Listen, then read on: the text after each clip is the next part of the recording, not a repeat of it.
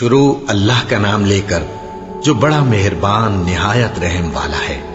یہ پیغمبر جو ہم وقتاً فوقتاً بھیجتے رہے ہیں، ان میں سے ہم نے بعض کو بعض پر فضیلت دی ہے۔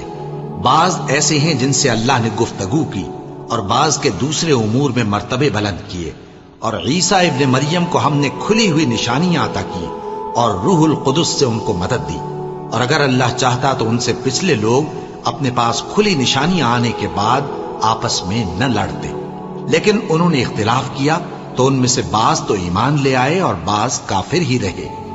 اور اگر اللہ چاہتا تو یہ لوگ باہم جنگ و قتال نہ کرتے، لیکن اللہ جو چاہتا ہے کرتا ہے۔ اے ایمان والو، جو مال ہم نے تم کو دیا ہے اس میں سے اس دن کے آنے سے پہلے پہلے خرچ کر لو جس میں نہ اعمال کا سودا ہو اور نہ دوستی اور سفارش ہو سکے، اور کفر کرنے والے لوگ ظالم ہیں۔ اللہ وہ معبود برحق ہے کہ اس کے سوا کوئی عبادت کے لائق نہیں، زندہ ہے، سب کو تھامنے والا، اسے نہ اونگ آتی ہے نہ نیند۔ جو کچھ آسمانوں میں اور جو کچھ زمین میں ہے سب اسی کا ہے۔ کون ہے کہ اس کی اجازت کے بغیر اس سے کسی کی سفارش کر سکے؟ جو کچھ لوگوں کے روبرو ہو رہا ہے اور جو کچھ ان کے پیچھے ہو چکا ہے اسے سب معلوم ہے، اور لوگ اس کی معلومات میں سے کسی چیز پر دسترس حاصل نہیں کر سکتے۔ ہاں، جس قدر وہ چاہتا ہے اسی قدر معلوم کرا دیتا ہے۔ اس کی بادشاہی اور علم آسمان اور زمین سب پر حاوی ہے، اور اسے ان کی حفاظت کچھ بھی دشوار نہیں۔ وہ بڑا عالی رتبہ ہے، جلیل القدر ہے۔ دین اسلام میں کوئی زبردستی نہیں ہے، ہدایت صاف طور پر ظاہر اور گمراہی سے الگ ہو چکی ہے۔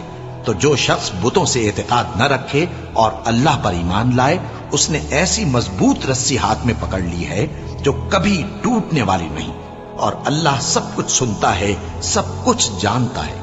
جو لوگ ایمان لائے ہیں ان کا دوست اللہ ہے کہ اندھیرے سے نکال کر روشنی میں لے جاتا ہے، اور جو کافر ہیں ان کے دوست شیطان ہیں کہ ان کو روشنی سے نکال کر اندھیرے میں لے جاتے ہیں۔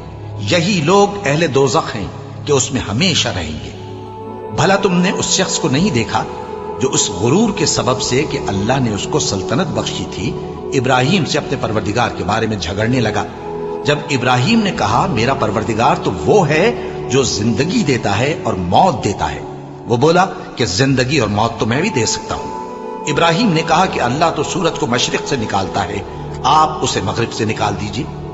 یہ سن کر وہ کافر ہکا بکا رہ گیا، اور اللہ بے انصافوں کو ہدایت نہیں دیا کرتا۔ یا اسی طرح اس شخص کو نہیں دیکھا جس کا ایک بستی پر جو اپنی چھتوں پر گری پڑی تھی گزر ہوا، تو اس نے کہا کہ اللہ اس کے باشندوں کو مرنے کے بعد کیوں کر زندہ کرے گا؟ تو اللہ نے اس کی روح قبض کر لی اور 100 برس تک اس کو مردہ رکھا۔ پھر اس کو جلا اٹھایا اور پوچھا تم کتنا عرصہ مرے پڑے رہے ہو؟ اس نے جواب دیا کہ 1 دن یا اس سے بھی کم۔ اللہ نے فرمایا نہیں، بلکہ 100 برس مرے رہے ہو، اور اپنے کھانے پینے کی چیزوں کو دیکھو کہ اتنے مدت میں مطلق سڑی بسی نہیں، اور اپنے گدھے کو بھی دیکھو جو مرا پڑا ہے۔ غرض ان باتوں سے یہ ہے کہ ہم تم کو لوگوں کے لیے اپنی قدرت کی نشانی بنائیں۔ اور ہاں، گدھے کی ہڈیوں کو دیکھو کہ ہم ان کو کس طرح جوڑے دیتے اور ان پر کس طرح گوشت پوست چڑھائے دیتے ہیں۔ جب یہ واقعات اس کے مشاہدے میں آئے تو بول اٹھا کہ میں یقین کرتا ہوں کہ اللہ ہر چیز پر قادر ہے۔ اور جب ابراہیم نے اللہ سے عرض کیا کہ اے پروردگار مجھے دکھا کہ تو مردوں کو کیوں کر زندہ کرے گا، اللہ نے فرمایا کیا تم نے اس بات کا یقین نہیں کیا؟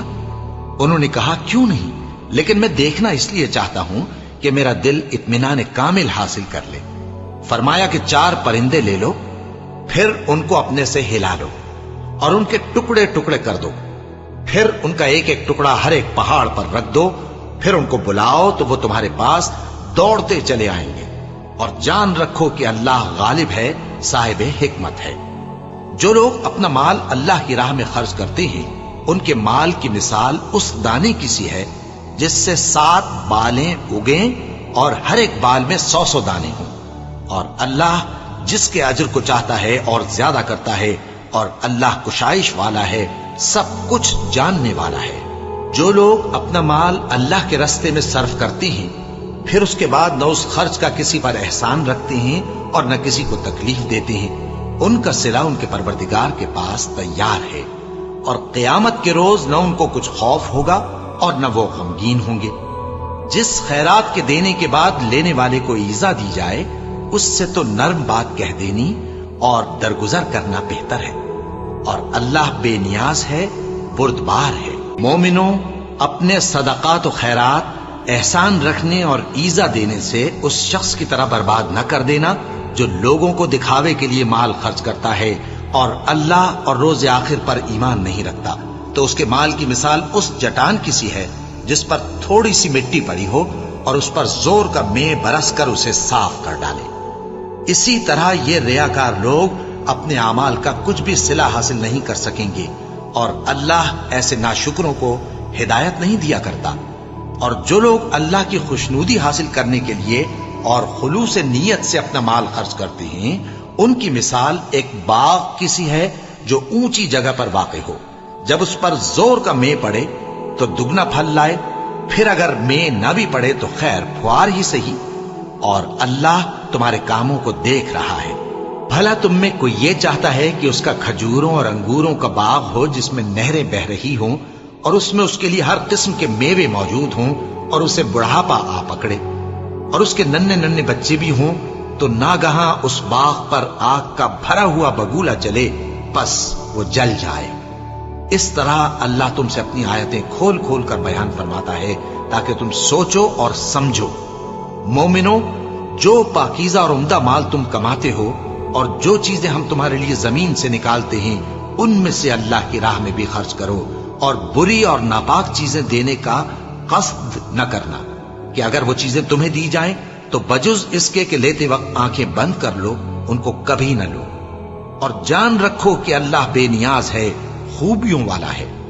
شیطان تمہیں تنگ دستی کا خوف دلاتا اور بے حیائی کے کام کرنے کو کہتا ہے، اور اللہ تم سے اپنی بخشش اور رحمت کا وعدہ کرتا ہے، اور اللہ کشائش والا ہے، سب کچھ جاننے والا ہے۔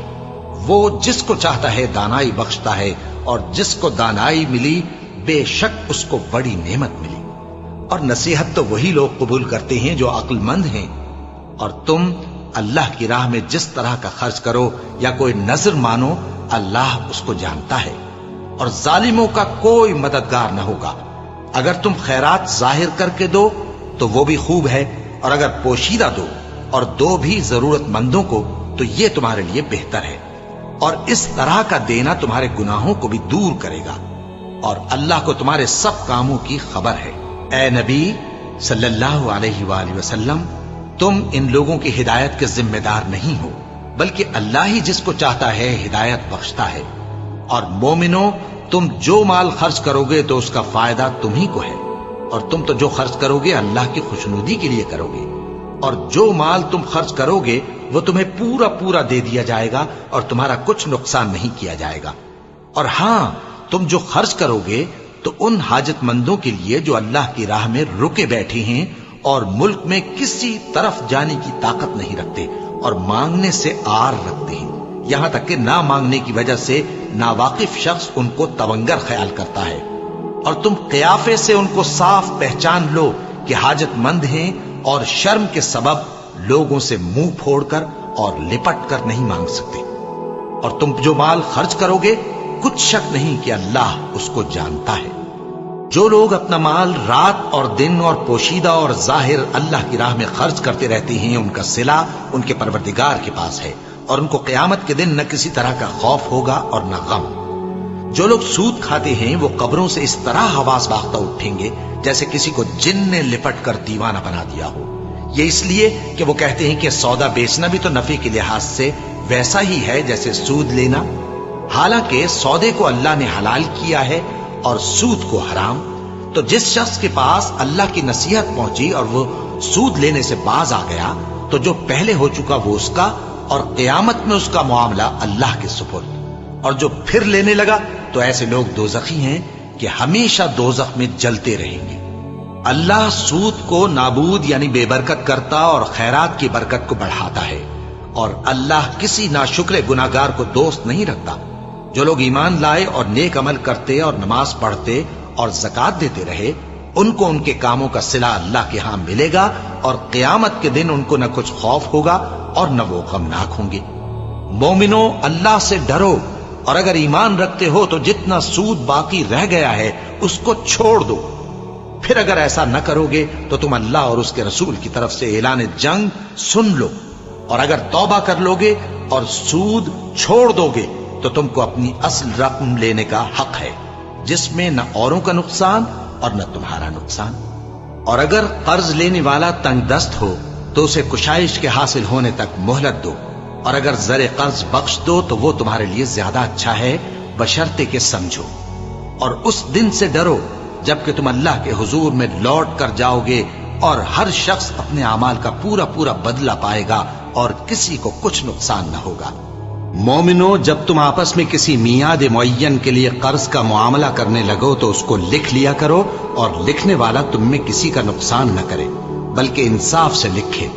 نیز لکھنے والا جیسا اللہ نے اسے سکھایا ہے لکھنے سے انکار بھی نہ کرے اور دستاویز لکھ دے، اور جو شخص قرض لے وہی دستاویز کا مضمون بول کر لکھوائے، اور اللہ سے کہ اس کا مالک ہے خوف کرے، اور زر قرض میں سے کچھ کم نہ لکھوائے۔ اور اگر قرض لینے والا کم عقل یا ضعیف ہو یا مضمون لکھوانے کی قابلیت نہ رکھتا ہو تو جو اس کا ولی ہو وہ انصاف کے ساتھ مضمون لکھوائے، اور اپنے میں سے 2 مردوں کو ایسے معاملے کے گواہ کر لیا کرو، اور اگر 2 مرد نہ ہوں تو 1 مرد اور 2 عورتیں جن کو تم گواہ پسند کرو کافی ہیں، کہ اگر ان میں سے ایک بھول جائے گی تو دوسری اسے یاد دلا دے گی، اور جب گواہ گواہی کے لیے طلب کیے جائیں تو انکار نہ کریں۔ اور قرض تھوڑا ہو یا بہت اس کی دستاویز کے لکھنے لکھانے میں سستی نہ کرنا، یہ بات اللہ کے نزدیک نہایت قرین انصاف ہے، اور شہادت کے لیے بھی یہ بہت درست طریقہ ہے۔ اس سے تم کو کسی طرح کا شک و شبہ بھی نہیں پڑے گا۔ ہاں، اگر سودا دست بدست ہو جو تم آپس میں لیتے دیتے ہو تو اگر ایسے معاملے کے دستاویز نہ لکھو تو تم پر کچھ گناہ نہیں۔ اور جب خرید و فروخت کیا کرو، مثلا زمین جائیداد کی، تو بھی گواہ کر لیا کرو، اور کاتب دستاویز اور گواہ معاملہ کرنے والوں کا کسی طرح کا نقصان نہ کرے۔ اگر تم لوگ ایسا کرو تو یہ تمہارے لیے گناہ کی بات ہے، اور اللہ سے ڈرو اور دیکھو کہ وہ تم کو کیسی مفید باتیں سکھاتا ہے، اور اللہ ہر چیز سے واقف ہے۔ اور اگر تم سفر پر ہو اور دستاویز لکھنے والا نہ مل سکے تو کوئی چیز رہن با قبضہ رکھ کر قرض لے لو، اور اگر تم میں سے کوئی دوسرے کو امین سمجھے یعنی رہن کے بغیر قرض دے دے تو امانت دار کو چاہیے کہ صاحب امانت کی امانت ادا کر دے، اور اللہ سے جو اس کا پروردگار ہے ڈرے، اور دیکھنا شہادت کو مت چھپانا، جو اس کو چھپائے گا وہ دل کا گناہگار ہوگا۔ اور اللہ تمہارے سب کاموں سے واقف ہے، جو کچھ آسمانوں میں اور جو کچھ زمین میں ہے سب اللہ ہی کا ہے۔ تم اپنے دلوں کی بات کو ظاہر کرو گے تو اور چھپاؤ گے تو اللہ تم سے اس کا حساب لے گا، پھر وہ جسے چاہے مغفرت کرے اور جسے چاہے عذاب دے، اور اللہ ہر چیز پر قادر ہے۔ رسول اللہ صلی اللہ علیہ وآلہ وسلم اس کتاب پر جو ان کے پروردگار کی طرف سے ان پر نازل ہوئی ایمان رکھتے ہیں، اور مومن بھی سب اللہ پر اور اس کے فرشتوں پر اور اس کی کتابوں پر اور اس کے پیغمبروں پر ایمان رکھتے ہیں، اور کہتے ہیں کہ ہم اس کے پیغمبروں سے کسی میں کچھ فرق نہیں کرتے، اور وہ اللہ سے عرض کرتے ہیں کہ ہم نے تیرا حکم سنا اور قبول کیا۔ اے پروردگار، ہم تیری بخشش مانگتے ہیں اور تیری ہی طرف لوٹ کر جانا ہے۔ اللہ کسی شخص کو اس کی طاقت سے زیادہ کا ذمہ دار نہیں بناتا۔ اچھے کام کرے گا تو اس کو ان کا فائدہ ملے گا، برے کرے گا تو اسے ان کا نقصان پہنچے گا۔ اے پروردگار، اگر ہم سے بھول یا چوک ہو گئی ہو تو ہم سے مواخذہ نہ کیجو۔ اے پروردگار، ہم پر ایسا بوجھ نہ ڈالیو جیسا تو نے ہم سے پہلے لوگوں پر ڈالا تھا۔ اے پروردگار، جتنا بوجھ اٹھانے کی ہم میں طاقت نہیں اتنا بوجھ ہم پر نہ رکھیو، اور اے پروردگار، ہمارے گناہوں سے درگزر کر اور ہمیں بخش دے اور ہم پر رحم فرما، تو ہی ہمارا مددگار ہے، سو ہم کو کافروں پر غالب کر۔ شروع اللہ کا نام لے کر جو بڑا مہربان نہایت رحم والا ہے۔ الف لام میم۔ اللہ جو معبود برحق ہے، اس کے سوا کوئی عبادت کے لائق نہیں، जिंदा है सबको थामने वाला। उसने ए नबी तुम पर सच्ची किताब नाजिल की जो पहली आसमानी किताबों की तस्दीक करती है, और उसी ने तौरात और इंजील नाजिल की थी। ये दो किताबें उसने पहले नाजिल की थीं लोगों की हिदायत के लिए, और फिर कुरान जो हक और बातिल को अलग अलग कर देने वाला है नाजिल किया। जो लोग अल्लाह की आयतों का इनकार करते हैं उनको सख्त अजाब होगा, और अल्लाह जबरदस्त है, बदला लेने वाला है। अल्लाह ऐसा खबीर और बसीर है कि कोई चीज उससे पोशीदा नहीं, न जमीन में और न आसमान में। वही तो है जो मां के पेट में जैसी चाहता है तुम्हारी सूरतें बनाता है। उस गालिब हिकमत वाले के सिवा कोई इबादत के लायक नहीं। ए पैगंबर, वही तो है जिसने तुम पर यह किताब नाजिल की जिसकी बाज आयतें मुहकम हैं और वही असले किताब है, और बाज दूसरी मुतशाबे हैं। तो जिन लोगों के दिलों में कजी है वो मुतशाबिहात का इत्तिबा करते हैं ताकि फितना बर्पा करें और मुराद असली का पता लगाएं। हालांकि मुराद असली अल्लाह के सिवा कोई नहीं जानता। और जो लोग इल्म में गहरी नजर रखते हैं वो ये कहते हैं कि हम उन पर ईमान लाए। ये सब आयात हमारे परवरदिगार की तरफ से हैं, और नसीहत तो अक्लमंद ही कबूल करते हैं। ऐ परवरदिगार, जब तूने हमें हिदायत बख्शी है तो उसके बाद हमारे दिलों में कजी ना पैदा कर दीजो, और हमें अपने हाथ से रहमत अता फरमा, तू तो बड़ा अता फरमाने वाला है। ऐ परवरदिगार, तू उस रोज जिसके आने में कुछ भी शक नहीं सब लोगों को अपने हुजूर में जमा कर लेगा। बेशक अल्लाह खिलाफ वादा नहीं करता। जो लोग काफिर हुए उस दिन न तो उनका माल ही अल्लाह के अजाब से उनको बचा सकेगा और न उनकी औलाद ही कुछ काम आएगी, और ये लोग आतशे जहन्नम का ईंधन होंगे। इनका हाल भी फिरौनियों और इनसे पहले लोगों का सा होगा जिन्होंने हमारी आयतों की तकजीब की थी, तो अल्लाह ने उनको उनके गुनाहों के सबब अजाब में पकड़ लिया था, और अल्लाह सख्त अजाब करने वाला है। ऐ पैगंबर, काफिरों से कह दो कि तुम दुनिया में भी अनकरीब मगलूब हो जाओगे और आखिरत में जहन्नम की तरफ इकट्ठा किए जाओगे, और वो बुरी जगह है।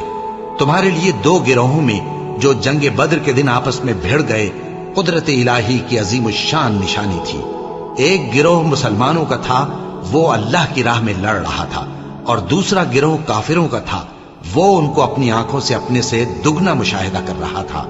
और अल्लाह अपनी नुसरत से जिसको चाहता है मदद देता है। जो अहले बसारत हैं उनके लिए इस वाक़े में बड़ी इबरत है। लोगों को उनकी ख्वाहिशों की चीजें यानी औरतें और बेटे और सोने और चांदी के बड़े बड़े ढेर और निशान लगे हुए घोड़े और मवेशी और खेती बड़ी जीनतदार मालूम होती हैं, मगर ये सब दुनिया ही की जिंदगी के सामान हैं, और अल्लाह के पास बहुत अच्छा ठिकाना है। ऐ पैगंबर, इनसे कहो कि भला मैं तुमको ऐसी चीज बताऊं जो इन चीजों से कहीं अच्छी हो। सुनो, जो लोग परहेजगार हैं उनके लिए अल्लाह के यहां बागात बहिश्त हैं जिनके नीचे नहरें बह रही हैं, उनमें वो हमेशा रहेंगे, और पाकीज़ा बीवियां हैं, और सबसे बढ़कर अल्लाह की खुशनूदी। और अल्लाह अपने सब बंदों को देख रहा है जो अल्लाह से इल्तिजा करते हैं कि ऐ परवरदिगार, हम ईमान ले आए सो हमको हमारे गुनाह मुआफ फरमा और हमको दोज़ख के अजाब से महफूज रख।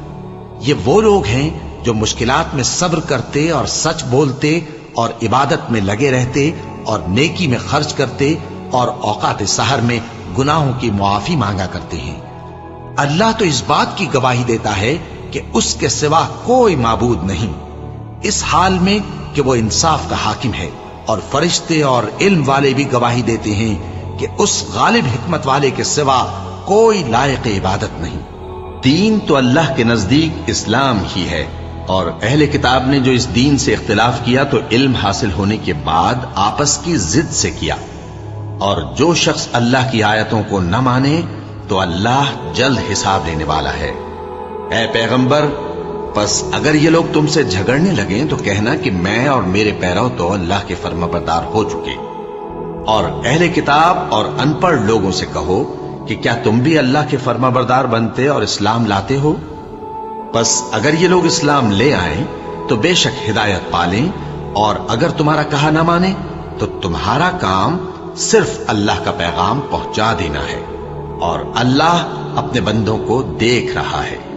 جو لوگ اللہ کی آیتوں کو نہیں مانتے اور انبیاء کو ناحق قتل کرتے رہے ہیں اور جو انصاف کرنے کا حکم دیتے ہیں انہیں بھی مار ڈالتے ہیں، ان کو دکھ دینے والے عذاب کی خوشخبری سنا دو۔ یہ ایسے لوگ ہیں جن کے اعمال دنیا اور آخرت دونوں میں برباد ہیں اور ان کا کوئی مددگار نہیں ہوگا۔ بھلا تم نے ان لوگوں کو نہیں دیکھا جن کو کتاب یعنی تورات سے حصہ دیا گیا اور وہ اس کتاب اللہ یعنی قرآن کی طرف بلائے جاتے ہیں تاکہ یہ ان کے تنازعات کا ان میں فیصلہ کر دے، تو ایک فریق ان میں سے پھر جاتا ہے اور منہ پھیر لیتا ہے، یہ اس لیے کہ یہ اس بات کے قائل ہیں کہ دوزخ کی آگ ہمیں چند روز کے سوا چھو ہی نہیں سکے گی، اور جو کچھ یہ دین کے بارے میں بہتان باندھتے رہے ہیں اس نے ان کو دھوکے میں ڈال رکھا ہے۔ تو اس وقت کیا حال ہوگا جب ہم ان کو جمع کریں گے، یعنی اس روز جس کے آنے میں کچھ بھی شک نہیں، اور ہر نفس اپنے اعمال کا پورا پورا بدلہ پائے گا اور ان پر ظلم نہیں کیا جائے گا۔ کہو کہ اے اللہ، اے بادشاہی کے مالک، تو جس کو چاہے بادشاہی بخشے اور جس سے چاہے بادشاہی چھین لے، اور جس کو چاہے عزت دے اور جسے چاہے ذلیل کرے۔ ہر طرح کی بھلائی تیرے ہی ہاتھ ہے اور بے شک تو ہر چیز پر قادر ہے۔ تو ہی رات کو دن میں داخل کرتا اور تو ہی دن کو رات میں داخل کرتا ہے، تو ہی بے جان سے جاندار پیدا کرتا ہے اور تو ہی جاندار سے بے جان پیدا کرتا ہے، اور تو ہی جس کو چاہتا ہے بے حساب رزق بخشتا ہے۔ مومنوں کو چاہیے کہ مومنوں کے سوا کافروں کو دوست نہ بنائیں، اور جو ایسا کرے گا اس سے اللہ کا کچھ عہد نہیں۔ ہاں، اگر اس طریق سے تم ان کے شر سے بچاؤ کی صورت پیدا کرو تو مذائقہ نہیں، اور اللہ تم کو اپنے غضب سے ڈراتا ہے اور اللہ ہی کی طرف تم کو لوٹ کر جانا ہے۔ اے پیغمبر، لوگوں سے کہہ دو کہ کوئی بات تم اپنے دلوں میں مخفی رکھو یا اسے ظاہر کرو، اللہ اس کو جانتا ہے، اور جو کچھ آسمانوں میں اور جو کچھ زمین میں ہے اس کو سب کی خبر ہے، اور وہ ہر چیز پر قادر ہے۔ جس دن ہر شخص اپنی کی ہوئی نیکی کو موجود پا لے گا اور اپنی برائی کو بھی دیکھ لے گا تو آرزو کرے گا کہ اے کاش اس میں اور اس برائی میں دور کی مسافت ہو جاتی، اور اللہ تم کو اپنے غضب سے ڈراتا ہے اور اللہ اپنے بندوں پر نہایت مہربان ہے۔ اے پیغمبر، لوگوں سے کہہ دو کہ اگر تم اللہ کو دوست رکھتے ہو تو میری پیروی کرو، اللہ بھی تمہیں دوست رکھے گا اور تمہارے گناہ معاف کر دے گا، اور اللہ بخشنے والا ہے، مہربان ہے۔ کہہ دو کہ اللہ اور اس کے رسول کا حکم مانو، پس اگر وہ نہ مانے تو اللہ بھی کافروں کو دوست نہیں رکھتا۔ اللہ نے آدم اور نوح اور خاندان ابراہیم اور خاندان عمران کو تمام جہان کے لوگوں میں سے منتخب فرمایا تھا، ان میں سے بعض بعض کی اولاد تھے، اور اللہ سننے والا ہے، جاننے والا ہے۔ وہ وقت یاد کرنے کے لائق ہے جب عمران کی بیوی نے کہا کہ اے پروردگار، جو بچہ میرے پیٹ میں ہے میں اس کو تیری نظر کرتی ہوں، اسے دنیا کے کاموں سے آزاد رکھوں گی، تو اسے میری طرف سے قبول فرما، تو تو سننے والا ہے، جاننے والا ہے۔ پھر جب ان کے ہاں بچہ پیدا ہوا تو کہنے لگی کہ پروردگار، میرے تو لڑکی ہوئی ہے، جبکہ اللہ خوب جانتا تھا جو ان کے ہاں ولادت ہوئی تھی، اور نہ ہوتا لڑکا مانند اس لڑکی کے، اور کہنے لگی میں نے اس کا نام مریم رکھا ہے، اور میں اس کو اور اس کی اولاد کو شیطان مردود سے تیری پناہ میں دیتی ہوں۔ تو اس کے پروردگار نے اس کو پسندیدگی کے ساتھ قبول فرمایا اور اسے اچھی طرح پرورش کیا، اور زکریا کو اس کا کفیل بنایا۔ زکریا جب کبھی عبادت گاہ میں اس کے پاس جاتے تو اس کے پاس کھانا پاتے۔ یہ کیفیت دیکھ کر ایک دن مریم سے پوچھنے لگے کہ مریم، یہ کھانا تمہارے پاس کہاں سے آتا ہے؟ وہ بولی کہ اللہ کے ہاں سے آتا ہے، بے شک اللہ جسے چاہتا ہے بے حساب رزق دیتا ہے۔ اس وقت زکریا نے اپنے پروردگار کو پکارا، عرض کی کہ پروردگار، مجھے اپنی طرف سے اولاد صالح عطا فرما، تو بے شک دعا سننے والا ہے۔ چنانچہ وہ ابھی عبادت گاہ میں کھڑے نماز ہی پڑھ رہے تھے کہ فرشتوں نے آواز دی کہ زکریا، اللہ تمہیں یحییٰ کی بشارت دیتا ہے، جو کلمۃ اللہ یعنی عیسیٰ کی تصدیق کریں گے اور سردار ہوں گے اور عورتوں سے رغبت نہ رکھنے والے، اور ایک پیغمبر یعنی نیکوکاروں میں ہوں گے۔ زکریا نے کہا، اے پروردگار، میرے ہاں لڑکا کیوں کر پیدا ہوگا کہ میں تو بڈھا ہو گیا ہوں اور میری بیوی بانجھ ہے؟ فرمایا، اسی طرح اللہ جو چاہتا ہے کرتا ہے۔ زکریا نے کہا کہ پروردگار، میرے لیے کوئی نشانی مقرر فرما دے۔ فرمایا، تمہاری نشانی یہ ہے کہ تم لوگوں سے 3 دن اشارے کے سوا بات نہ کر سکو گے، تو ان دنوں میں اپنے پروردگار کی کثرت سے یاد اور صبح و شام اس کی تسبیح کرنا۔ اور جب فرشتوں نے مریم سے کہا کہ مریم، اللہ نے تم کو برگزیدہ کیا ہے اور تمہیں پاک بنایا ہے اور دنیا جہان کی عورتوں میں سے تم کو منتخب کیا ہے، اے مریم اپنے پروردگار کی فرما برداری کرنا اور سجدہ کرنا اور رکوع کرنے والوں کے ساتھ رکوع کرنا۔ اے نبی، یہ باتیں اخبار غیب میں سے ہیں جو ہم تمہارے پاس بھیجتے ہیں۔ اور جب وہ لوگ اپنے قلم بطور قرعہ ڈال رہے تھے کہ مریم کا کفیل کون بنے، تو تم ان کے پاس نہیں تھے، اور نہ اس وقت ہی ان کے پاس تھے جب وہ آپس میں جھگڑ رہے تھے۔ وہ وقت بھی یاد کرنے کے لائق ہے جب فرشتوں نے مریم سے کہا کہ مریم، اللہ تم کو اپنی طرف سے ایک کلمے کی بشارت دیتا ہے جس کا نام مسیح اور مشہور عیسیٰ ابن مریم ہوگا، اور جو دنیا اور آخرت میں آبرو مند اور مقربین میں سے ہوگا، اور ماں کی گود میں اور بڑی عمر کا ہو کر دونوں حالتوں میں لوگوں سے یکساں گفتگو کرے گا اور نیکوکاروں میں ہوگا۔ مریم نے کہا کہ پروردگار، میرے ہاں بچہ کیوں کر ہوگا کہ کسی انسان نے مجھے ہاتھ تک تو لگایا نہیں؟ فرمایا کہ اللہ اسی طرح جو چاہتا ہے پیدا کرتا ہے، جب وہ کوئی کام کرنا چاہتا ہے تو ارشاد فرما دیتا ہے کہ ہو جا، تو وہ ہو جاتا ہے۔ اور وہ اسے کتاب و حکمت اور تورات اور انجیل کا علم عطا کرے گا، اور عیسیٰ بنی اسرائیل کی طرف پیغمبر ہو کر جائیں گے اور کہیں گے کہ میں تمہارے پاس تمہارے پروردگار کی طرف سے نشانی لے کر آیا ہوں، وہ یہ کہ تمہارے سامنے مٹی سے پرندے کی صورت بناتا ہوں، پھر اس میں پھونک مارتا ہوں تو وہ اللہ کے حکم سے سچ مچ پرندہ ہو جاتا ہے، اور پیدائشی اندھے اور ابرص کو تندرست کر دیتا ہوں، اور اللہ کے حکم سے مردوں کو زندہ کر دیتا ہوں، اور جو کچھ تم کھا کر آتے ہو اور جو اپنے گھروں میں جمع کر رکھتے ہو سب تم کو بتا دیتا ہوں۔ اگر تم صاحب ایمان ہو تو ان باتوں میں تمہارے لیے نشانی ہے، اور مجھ سے پہلے جو تورات نازل ہوئی تھی اس کی تصدیق بھی کرتا ہوں، اور میں اس لیے بھی آیا ہوں کہ بعض چیزیں جو تم پر حرام تھیں ان کو تمہارے لیے حلال کر دوں، اور میں تو تمہارے پروردگار کی طرف سے نشانی لے کر آیا ہوں، تو اللہ سے ڈرو اور میرا کہا مانو۔ کچھ شک نہیں کہ اللہ ہی میرا اور تمہارا پروردگار ہے، تو اسی کی عبادت کرو، یہی سیدھا رستہ ہے۔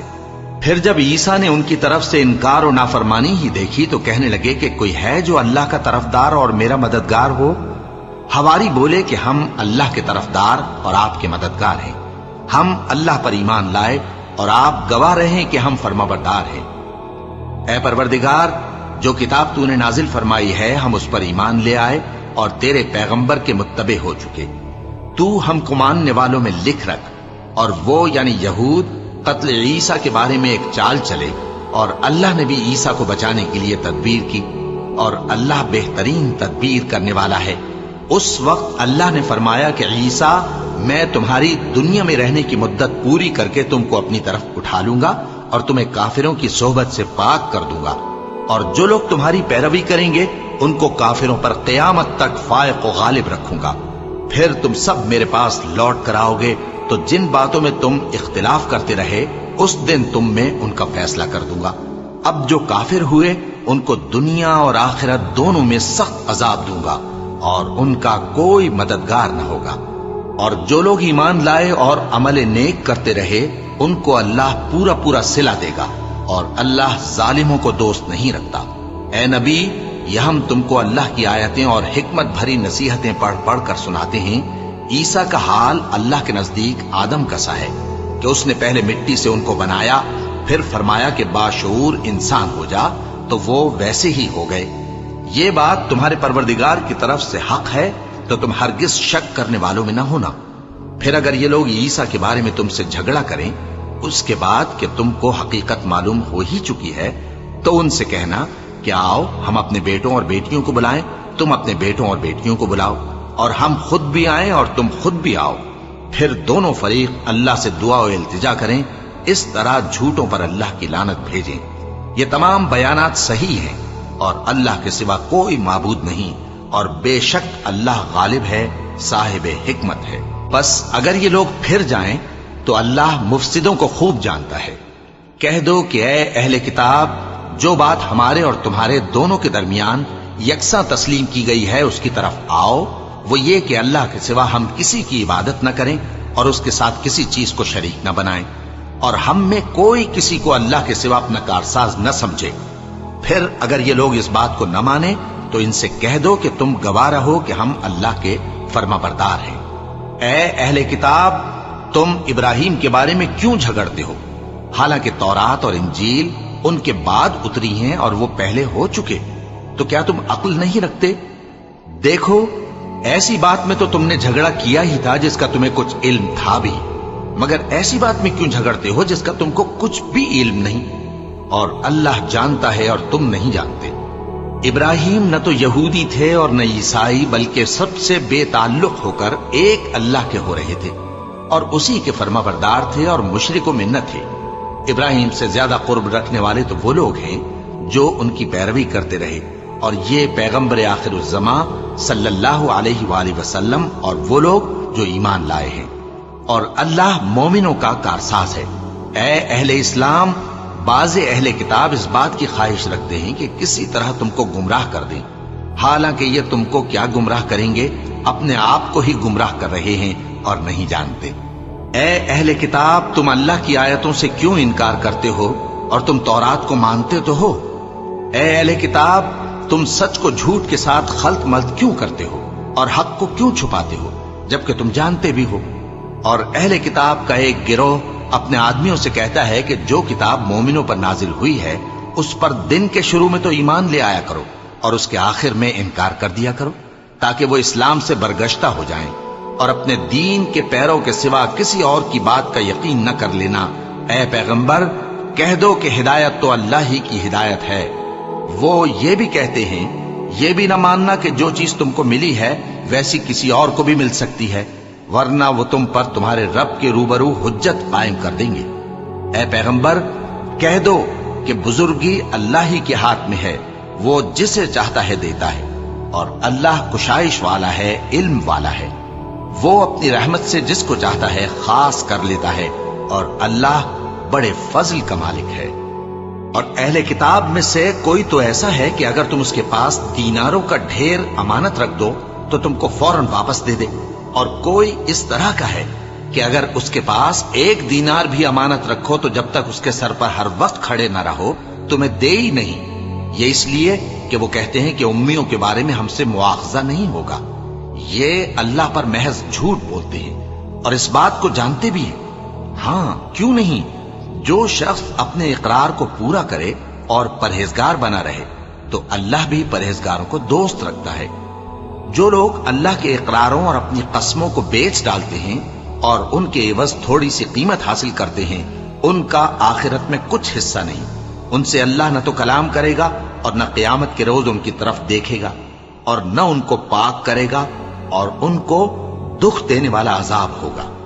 اور ان اہل کتاب میں بعض ایسے ہیں کہ کتاب یعنی تورات کو زبان مروڑ مروڑ کر پڑھتے ہیں تاکہ تم سمجھو کہ جو کچھ وہ پڑھتے ہیں کتاب میں سے ہے، حالانکہ وہ کتاب میں سے نہیں ہوتا، اور کہتے ہیں کہ وہ اللہ کی طرف سے نازل ہوا ہے، حالانکہ وہ اللہ کی طرف سے نہیں ہوتا، اور اللہ پر جھوٹ بولتے ہیں اور یہ بات جانتے بھی ہیں۔